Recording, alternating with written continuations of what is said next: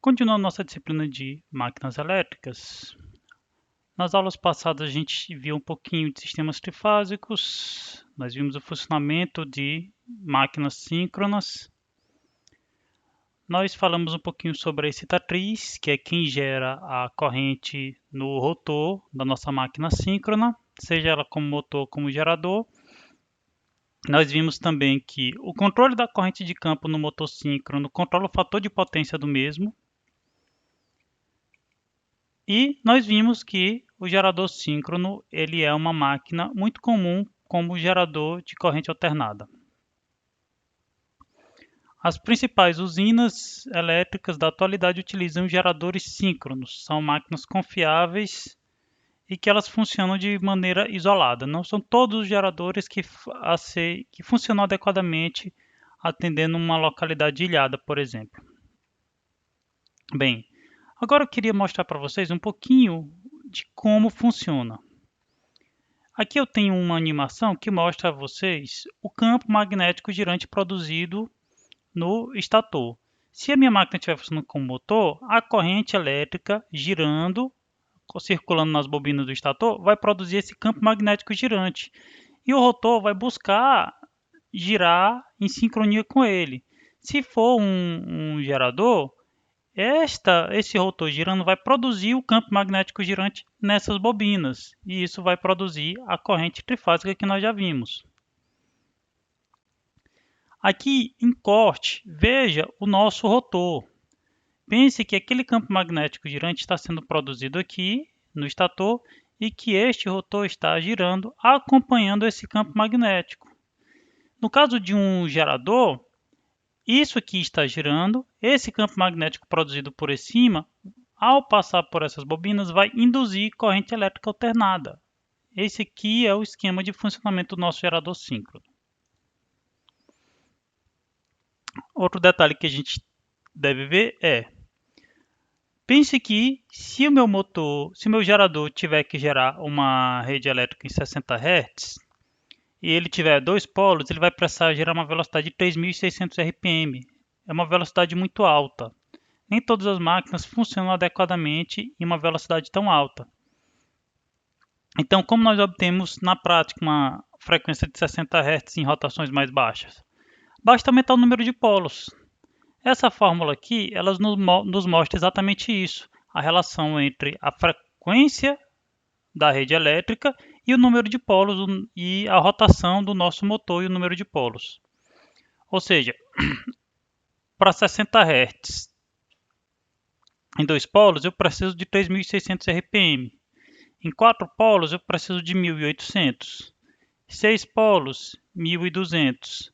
12 polos, 600 RPM e assim por diante. Ou seja, aumentando o número de polos, nós conseguimos reduzir a rotação do gerador, ou se for um motor, ele vai girar mais lentamente. Aqui eu queria que vocês vissem, tem um vídeo que ela está aqui na descrição da aula, e eu gostaria que vocês assistissem ao fim dessa aula.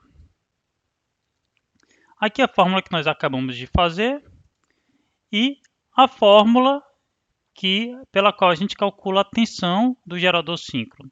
A tensão produzida no gerador síncrono é dado por 4,44 vezes a frequência, vezes o fluxo produzido pelo rotor, vezes o número de espiras, vezes a constante.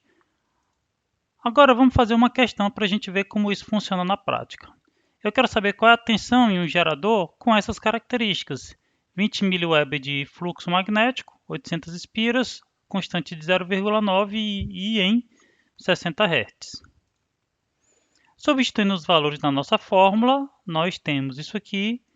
Fazendo a conta, nós iríamos produzir 3.800 volts.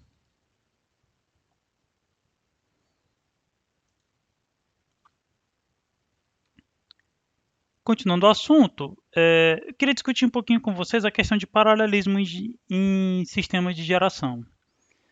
Você imagina que Tucuruí, por exemplo, se ela tivesse um único grande gerador de, digamos, 3.600 megawatts de potência, sempre que eu parasse para manutenção, eu tinha que parar a usina inteira. Então seriam 3.600 megawatts de potência tirado do sistema nacional. E como é uma carga grande concentrada em um lugar, provavelmente a minha linha de transmissão que liga a região aqui a outras do país ia ter que trazer muita energia para a cidade da região. Poderia sobrecarregar essa linha, por exemplo. Então, na prática, o que acontece? Nós sempre temos vários geradores em paralelo. Por quê? Se um deles dá uma falha, eu não perco o sistema todo. Vamos dizer que um dos meus geradores de Tucuruí falha. Se Tucuruí tem 16 geradores, eu ainda tenho 15 operando. Então eu tenho mais confiabilidade. A manutenção é mais fácil. Eu tenho que fazer a manutenção. Eu desligo um, o restante fica operando normalmente. Se eu precisar aumentar a capacidade, eu só acrescento mais. Um exemplo disso foi Itaipu, que um tempo desse simplesmente acrescentou mais 2 turbinas iguais às outras que já tinham e aumentou a capacidade. Ou seja, ele teoricamente pode produzir mais energia ainda do que podia na época da inauguração, porque foi acrescentado mais turbinas. Na prática, essas turbinas não são usadas porque tem um acordo entre Brasil, Argentina e Paraguai pela quantidade de água que pode ser solta da usina em cada tempo, e se acionasse todas as turbinas, isso poderia ficar fora do acordo. Então, essas turbinas são usadas única e exclusivamente para manutenção.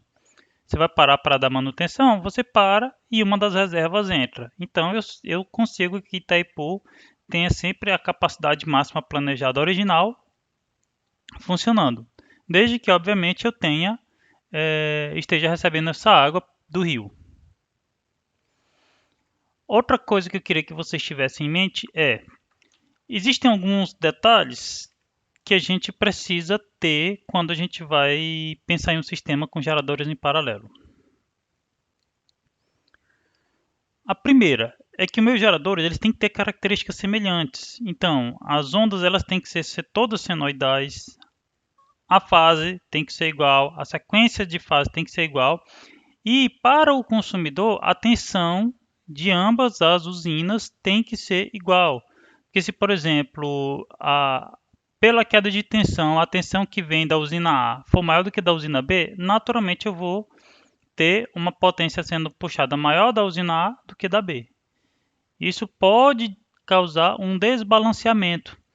Então, na carga, eu preciso ter essas tensões iguais. Isso é inclusive uma das formas de ajustar o fluxo.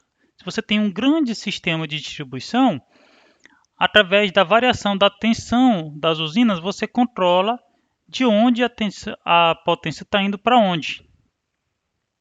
Outro detalhe é que esses sistemas eles são interdependentes. Por exemplo, já teve alguns casos aqui no Brasil em que uma falha em uma linha de transmissão saiu desligando várias usinas bem distantes dela, mesmo que essa usina não precisasse dessa linha de transmissão. Perceba que vários geradores atendem várias cargas. Se uma grande carga fica sem um gerador, os outros começam a ficar sobrecarregados. Se o sistema de proteção não atuar rápido e de forma adequada, você começa a tirar vários consumidores e vários geradores, e aí você fica com uma grande parte do sistema fora do ar. E a religação ela é gradual, você vai ligando gerador por gerador, carga por carga. Geralmente isso é estudado em mais detalhe numa disciplina de sistemas de potência, que é mais comum em curso de engenharia elétrica. Então não vamos entrar nesse nível de detalhe. Bem, com isso a gente termina o assunto de geradores síncronos. Aqui nós temos as referências e obrigado a todos.